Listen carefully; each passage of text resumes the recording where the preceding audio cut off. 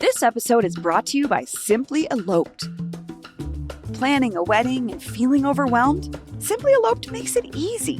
With over 14,000 elopements and vow renewals planned and 37 stunning U.S. destinations, Simply Eloped planners have you covered. Their all-inclusive packages connect you with over 700 top-tier vendors, cutting stress, cost, and complexity.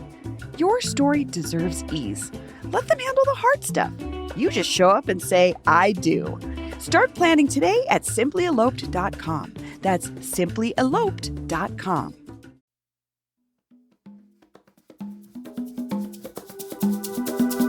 Today on CityCast Denver, a video is spreading across social media right now showing two people wearing City of Denver uniforms pouring bleach into big jugs of aguas frescas at a pop-up al pastor taco spot that had been growing in popularity. The viral clip has garnered tons of views and outrage, but why the local health department would be doing such a thing is unclear. So we reached out to Denver's Department of Public Health and Environment and a local taco truck expert to learn more about this shocking video and what it says about how Denverites eat. Today is Wednesday, November 19th. I'm Bree Davies, and here's what Denver's talking about.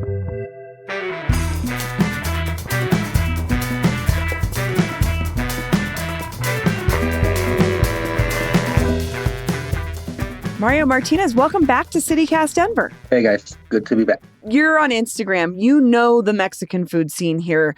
What did you think about this video when you first saw it? Well, that sucks because now I won't be able to try it. That's the first thing I thought. It's like, wow. Second, I was shocked to find out that that's happening here in Colorado. I mean, a few other colleagues, other content creators tagged me on this, and kind of wondering what their thoughts are. My thoughts are, and it's shocking to see those things happening, but unfortunately, there's regulations and policies and procedures that the city puts in place for the safety of the public, and that they believe that they were justified. So it shocked me. I felt the same way. I was like, I literally can't believe. I don't know what I'm seeing right now, but that's what we saw. So you learned that the taco stand in question is named Taco Dorado. Were you familiar with them before this? I've been seeing it just kind of like everyone else. They've been going viral in social media, and I've seen other colleagues, content creator colleagues, that they go and they go and try the food and they go and create content about it. And there's lines of people. So I was gonna go and try them out sometime next week, but now unfortunately, we're not gonna have that chance. Do you know anything about the backstory of this particular vendor? Well, I spoke to Isidro. He's the owner of Taco Dorado, and he mentioned to me a little bit of the story of what happened. He gave me his perspective. He mentioned that he's getting the permits, right? Unfortunately, he's been going with the city back and forth, and he's just trying to get everything situated. Maybe at the moment, what happened there, he couldn't provide something to the health department, so that's probably what happened.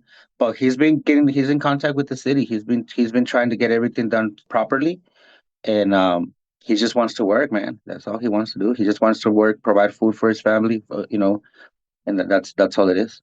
Well, and I know you talked to him. I'm wondering, where's he from? Do you know any of his story? Who's this owner? What was he selling? So he came from California, and the little bit backstory of him is that he obviously in California this is very common. So there's you can see those kind of stands everywhere in California. I asked him, is it easier for people to obtain permits and be able to sell food in California the way he was selling it here, or because it's so common over there, it's the process a lot easier? He mentioned that it's harder over there too. They'll give you a permit for, food truck, but they probably won't give you a permit like a stand like that over there neither. So he brought it over here. He started getting all the documentations so he can start his business over here, and he's just going through it. But the same thing, like he used to sell tacos over there. He's a taquero from California. So he brought his knowledge and started his own thing over here. So that's what he's doing. And you said a stand like that. What do you mean? What is he selling? Or is this something that's not as commonly found in Denver as, say, LA? Well, they got it on some tables, and everything is just made fresh right there. It's typical things that you would see in California that they try to replicate in Mexico. Like you see that puestecitos like that, little stands like that in Mexico, and it's so common over there, right? So I guess it brings the authenticity that California has, and he's bringing that over here. So people get excited for those things. They have like their stoves, they have their grills, they have the trompo set up, they have aguas frescas, they have all the salsas, but unfortunately, that's just not. It sucks. I guess the city probably has some sort of protocols that you need to have, and that's why those stands are kind of like frowned upon. This kind. I mean, in the '90s, food trucks were frowned upon. Right. We've talked about this before. Unfortunately, the derogatory term for them was roach Roach coach a yeah. lot. It's what I heard as a child. And So, that's not what I think of when I think of a food truck here in right. Denver. But So in California, those stands are pretty common. So are they safe? I eat from the streets every day. I don't get sick, but the city just sees it different, right? well, you mentioned something in describing what this setup looks like. You said a trompa setup. Can you describe what that is for folks who maybe don't know, but have probably seen it? So it's pretty much a spike that is then, a bunch of pork or any kind of protein can be spiked in it, and it's just stacked, right? And then it's shaped in a form of a spiral. It's called a trompo. And then you know, they cook it they start cooking the meat, they start searing the meat on the outside, and as it's cooking on the outside, they start cutting it and then they serve it to you, right? But everything in the inside, still it's being cooked as it's being served. So that's the trompo right there. So I could see where the temperature regulation issue might be hard or more complex with a setup like this. I mean, the trompo is pretty, it's a pretty interesting topic in itself because, I mean, as far as my understanding, and I mean, anybody can comment and correct me, please, is that, obviously, if the internal, you can only serve it for several hours and to a limited amount of pounds, right? After that, temperatures, you're playing in the danger zone, and that's what the trompo comes in controversy here in the United States. I mean, in Mexico, different codes, different procedures, different protocols, and it's allowed over there. In other countries, it's allowed over in their countries, but here in the United States, you're or here in Colorado, or let's just put it down to Denver. There's several hours, only just a few hours, and it needs to be just under some amount of pounds. But we're serving, we're making trompos about of 200 pounds of meat, right? And in the internal temperature could be in that danger zone. So maybe that's why that trompo is controversial here. I gotta say, you've been very understanding about the health inspectors in this video, but I feel like I saw reactions online that were just mostly people who are really upset about it. So given where you're at and loving this food like you do, what are you taking away from all of this, Mario? What can we do as community to help these people get their permits faster, and maybe the city to understand that this is the way that people make a living, right? And how can the city understand that, or what can the city do to help these people get these permits and be able to say serve food properly, right, to the public, and just allow those people to do those stuff. Yeah, then I was shocked, to see that bleach, the city employee doing the bleach, because I mean, for anybody, food it's a blessing, right, to have food, and then just to throw it away like that or spoil it, it sucks because it could have been given away, especially right now. I could have been given to kids, or I don't know, people that don't have food, instead of just being thrown away. But that's the city's procedures, protocols. But yeah, those were kind of my feelings at that moment. Well, Mario, thanks for taking a couple minutes to talk to me about this, because this is a hard video to understand without any of this context. So I appreciate it. No, thank you. No problem. Thank you for reaching out. This episode is brought to you by the Denver Botanic Gardens. Make the holiday season magical at Trail of Lights at Chatfield Farms in Littleton. Wander through multiple glistening tunnels along the Colorado countryside as synchronized illuminations dance above. Enjoy the farm's mile-long path or take the alternative trail that's a shorter stroll but just as beautiful. Keep bellies warm with hot beverages, nuts, kettle corn, caramels, and fudge, which are available for purchase. Plus, get ahead on that seasonal gifts list. Visit Chatfield Farms Holiday Market running November 21st through December 24th. Chatfield Farms is located at C470 and Wadsworth Boulevard in Littleton. Trail of Lights runs November 21st through January 11th. Tickets must be purchased online in advance. Grab yours now at botanicgardens.org. That's botanicgardens.org. This episode is brought to you by Denver Health. Connect with a trusted provider wherever you are in Colorado, right from your home, car, or office. Whether it's a cold, a minor injury, infection, or even a rash, Denver Health's virtual urgent care gets you the help you need. Rated 4.7 stars by over 100 patients on Google, it's a reliable way to feel better sooner. From your campsite. That's something Colorado people do. What if you get a bug bite in the woods? Virtual urgent care. Totally help you. You would know if you need to hustle your butt back to the city or if you can keep on your camping trip. I'm just thinking about people in Colorado doing Colorado things that I enjoy watching other people do, like camping. Denver Health is here for life's journey. Ready to make an appointment? Just head to denverhealth.org/virtual today. Most major insurance plans are accepted. Need care fast? Denver Health has you covered with virtual urgent care. Guess what? CityCast has some news. I'm Sean McPherson, the host of CityCast Twin Cities. And I'm Jane Sihu, and I'm the host of CityCast Seattle. Hey, if you have a friend in one of our cities, can you text them for us? Yeah, something, simple like, hey, how's that rash doing? And do you listen to podcasts? Because I have one you're definitely going to like. After that, tell them that CityCast has helped you become more informed, more involved, and more connected to your amazing city. We're going to help that person you know in Seattle who's been trying to make friends. And we're also going to do that for that guy you only kind of knew in college who moved back to the Twin Cities after graduation. Don't we all have that guy? Yeah, and usually that guy is named Todd. So did you text them yet? Jane, let's just wait a minute. We don't want to rush anybody. We'll do a little small talk. How's everything going in Seattle? Beautiful, beautiful. Fall leaves popping. How about Twin Cities? Today, beautiful and sunshiny in St. Paul. Okay, Jane, I bet they are done texting by now, and I just want to remind them, hey, you, please tell that friend to subscribe to CityCast Twin Cities or Seattle, wherever you get your podcasts. Or if you don't want to text them and you're really just on Instagram sending them DMs all the time with funny videos, send them a DM of our latest videos. You can find us at CityCast Twin Cities or CityCast Seattle on Instagram. Thanks. Danica Lee, welcome to CityCast Denver. Thank you so much. Thanks for having me this morning. It's good to be here. So you run the Public Health Investigations Division at the Denver Department of Public Health and Environment. I assume you've seen this video of someone who looks like a health inspector dumping bleach into a bunch of aguas frescas. Can you confirm this was one of your inspectors? Yeah, absolutely. I have seen the video, and this was one of our investigators who works for the health department here. Why did she do that? So just to back up a minute and talk about what the health department does here in Denver, I think that's important to understand.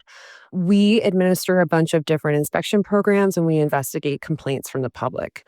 We receive hundreds and hundreds of complaints every year, and we inspect everything from childcare facilities, swimming pools, restaurants, marijuana businesses, housing, to make sure that minimum standards are, for safety and sanitation are being enforced.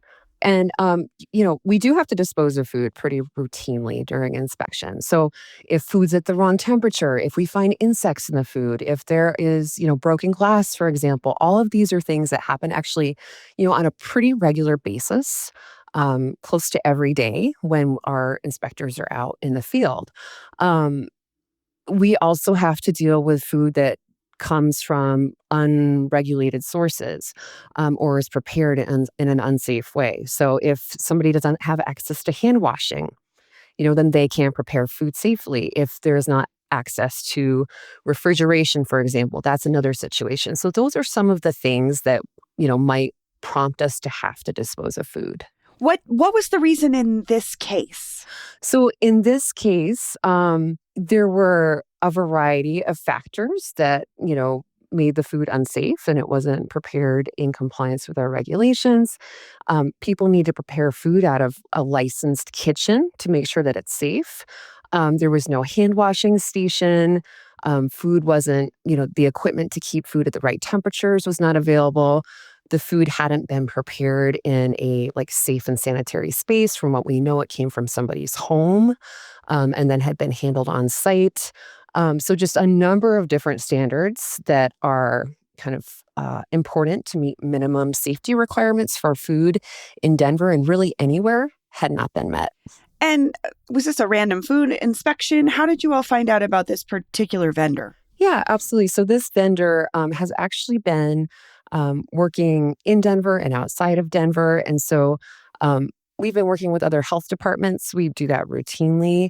And this vendor in particular had been posing some challenges across jurisdictions. It's not uncommon for us to communicate with our neighboring health agencies and then, to then go out and try to do an inspection where we are able to find a vendor. And I have to ask, the video is shocking, I think, to me in particular. I'd never seen bleach being, this mode or method was just seemed visually very whoa, what's happening here? So why was bleach the method to, address this issue with this vendor? Yeah. So using something like bleach is a method that we rarely use. With this vendor, we had encountered them a couple of other times. And when we needed to dispose of the food, they had cooperated with that. One of those times, I believe there was a dumpster nearby that we had access to. But that's also another challenge, as you can imagine, when you're out in the field with a mobile vendor, that there may not be dumpsters available. And then in this case as well, the vendor started packing up their food to try to take it away, probably to serve to somebody else. And so it was necessary for our investigators to act quickly. And so that is the reason why they added bleach to the food. It is something that we do from time to time. When I was an investigator out in the field, 20 years ago, I can recall having to do that a couple times in certain situations.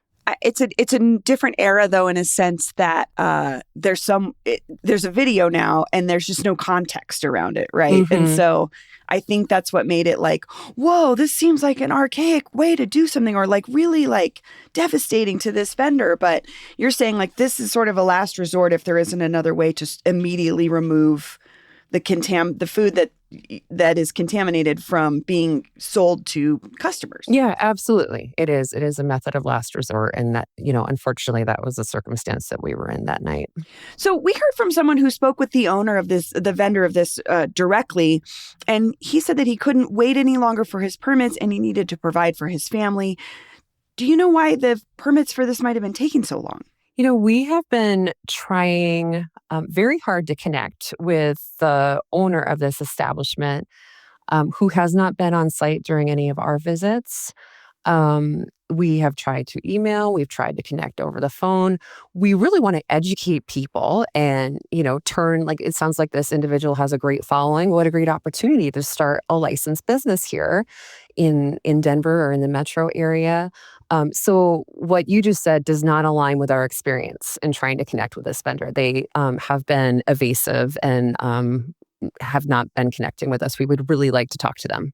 Is this kind of infraction common? Is this something that you see a lot with? I mean, because honestly, we see pop-up markets and pop-up vendors. This is a marketing term, frankly. So there's a place that pops up right by my house every weekend.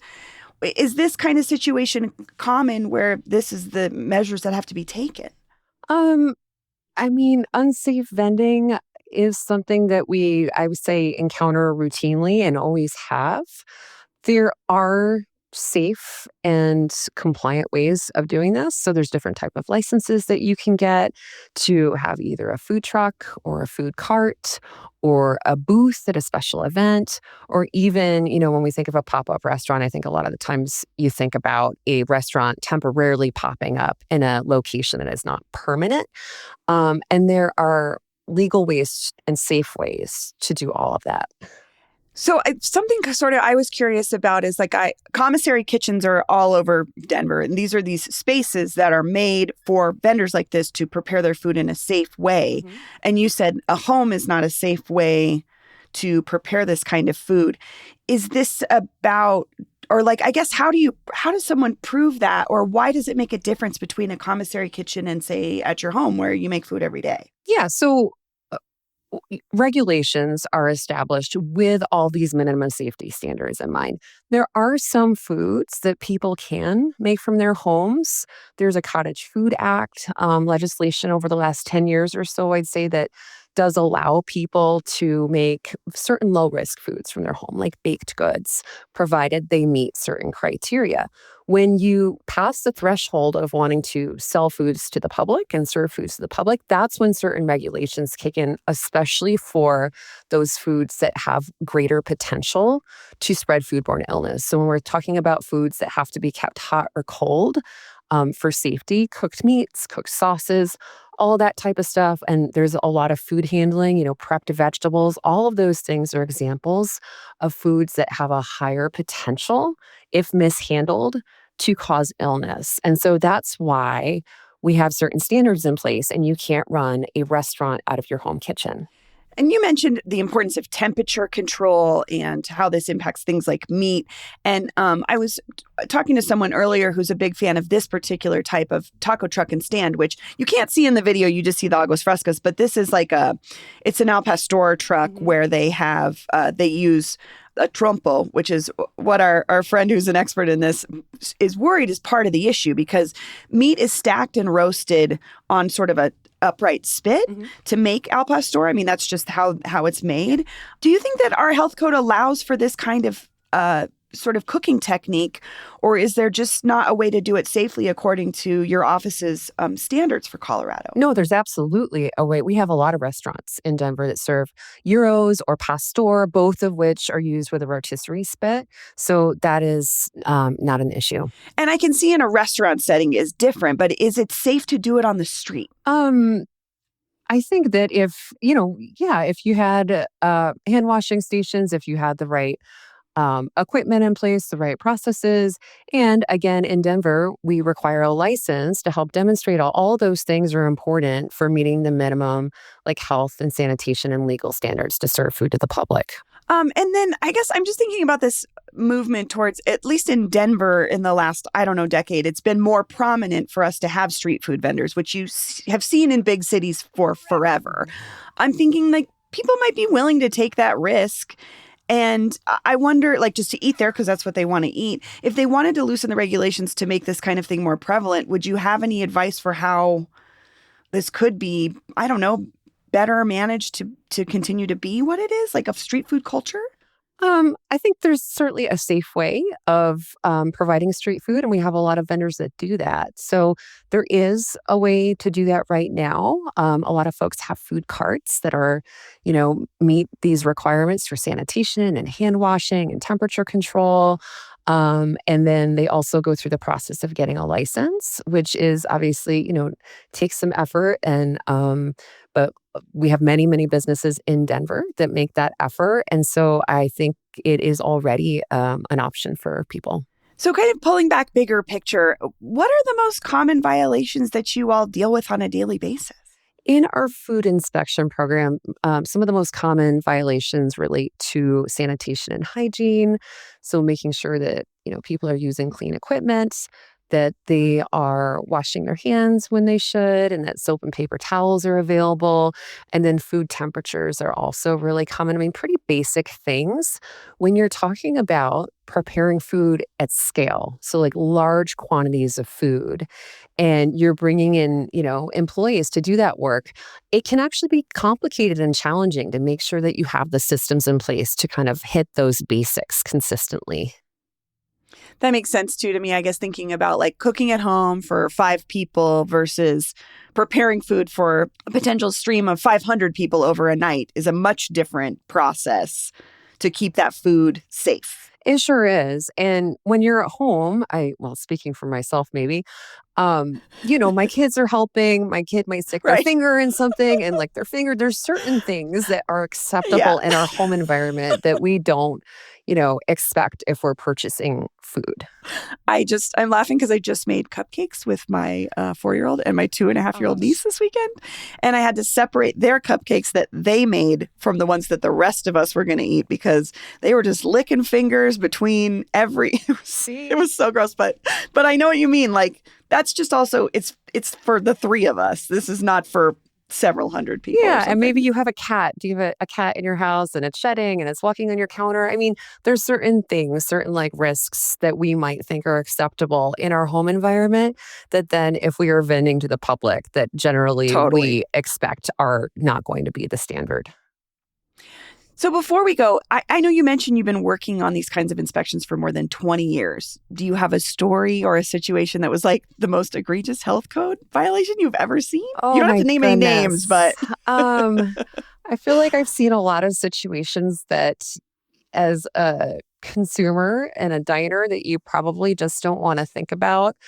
I mean, everything from people washing their mouths out in a sink, and spitting in a sink that has food in it, or picking their nose, or other things that are less shocking, but just as concerning, which is like, proper cooling of food is a really common violation. If you're making 50 gallons of a sauce and you have to cool that quantity of food off quickly, it's not uncommon if you are not doing it properly to have that food still be at an improper temperature after a couple days even. And so those are the types of things when you're talking about preparing large quantities of food with a changing workforce that can be really challenging. do you not get invited out to eat with your friends because they're like, Danica's not going to want to go to this restaurant because she knows too much? I'm pretty good at turning it off, but I do have to say one thing that my partner points out is that I always sit whether I'm intending to or not so that I can see the kitchen or the bar. I guess it's just something I do without even thinking about it. You're always at work, basically, is what's going on. One more thing, though, before specific to this situation. So this vendor was called Ta Colorado. What's going to happen with them? Well, we certainly hope that we can get in touch and help them find a path forward to starting a great business here. It sounds like they've got a wonderful customer base, and I'm assuming they probably have some really tasty food. So we're hoping we can help them figure out a way to, get a business up and running.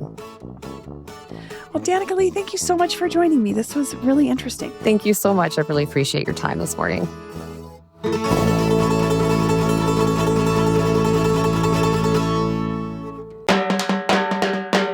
That's all for today here on CityCast Denver. If you enjoyed this show, why not take a minute to tell your favorite taco truck about us? Rate the show wherever you get your podcasts and subscribe to our morning newsletter and learn more about us at denver.citycast.fm. We'll be back tomorrow morning with more news from around the city. Bye-bye.